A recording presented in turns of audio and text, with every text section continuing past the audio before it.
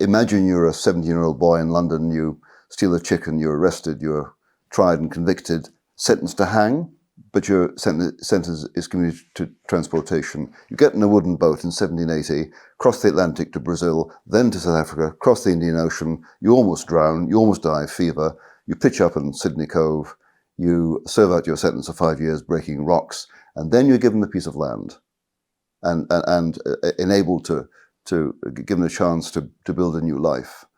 In due course, your farm produces corn, to which the Aborigines help themselves. You try and remonstrate with them, you don't speak their language. Eventually conflict breaks out. The point is this, this now 23-year-old a former convict was fleeing an awful life in London and risked his life to get to Southeast Australia. I don't think it's reasonable to expect him to have gone back. So he was here. And he had no desire to make trouble with Aborigines. He just wanted to raise corn and feed his family. But because of the cultural clash, the Aborigines didn't understand what private property was. They were used to picking up food they found. They picked it up. They didn't understand that he felt that he'd put his life and soul into producing this stuff. He needed to feed his family, and they were stealing. There was a cultural clash, and conflict arose tragically. I don't think either party can be blamed. But we need to use our imaginations and realize the conditions of the past. And because people were generally insecure, especially on the frontier, they had easy recourse to violence. We are lucky in living under strong states which regulate our encounter with strangers, and we don't need to use violence because we are protected. People in the past they didn't enjoy that privilege. So we need to look at the past with a certain humility and a certain self-awareness. We are enormously privileged, they weren't. There's a very interesting point that you're both drawing out here, and I think it's the difference between what might be called the better angels that were trying to create a much better Britain. Yep. That battle was playing out at the very time that Australia was settled and becoming a nation. So you had people really wanting to recognise the worth and dignity of every individual. Yep. And fascinatingly, Pitt, the Prime Minister, chose the third-ranking naval officer, a man by the name of Middleton, to organise the fleet. And he wrote extensively. He wanted the fleet to be well ordered. Well, it was well ordered. The ships were all quite young. They weren't warships. They were, nonetheless, very seaworthy. They all made it. Yeah. That was unusual in those days. Secondly, he wanted it to be a place of rehabilitation.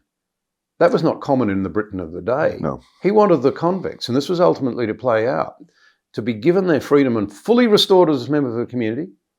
And to that end, he put them on a diet. It was the same as the guards, as I remember. They weighed more when they arrived in Botany Bay than they did when they left England. That's true. Yeah. It was extraordinary. Yeah. But the third thing he wrote, going to your point, Steve, it might have been naive, it might have been wishful thinking, but he plainly, deeply believed they could bring things of value to the Indigenous people. In other words, his motivation was not genocide. His motivation, the organiser of the First Fleet, was to reflect what he saw as emerging British values, to do the right thing and give them a better life. Well, I mean, again, when you go back to many of the early documents, there's almost an admiration for the Aborigines. So Arthur Phillip, one thing he admired was when he pulled into a particular cove and saw Aborigines jump in the water and start to swim towards the ship. He thought that was very brave of them. So he decided to name that area Manly, after the Aborigines. And there was a kind of admiration of them. There's certainly no indication that there was some plan or some intention or some desire to destroy them. Although, it has to be said, this is the important thing. We do need to make the distinction between certain elites, like the governors, like the clergy, like judges and magistrates, and the people living on the farms. Yes. And we'll probably talk about this later, who lived in a perpetual state of terror of the Aborigines.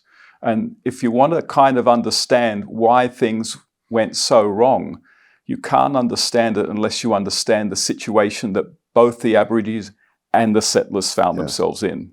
And it explains a lot.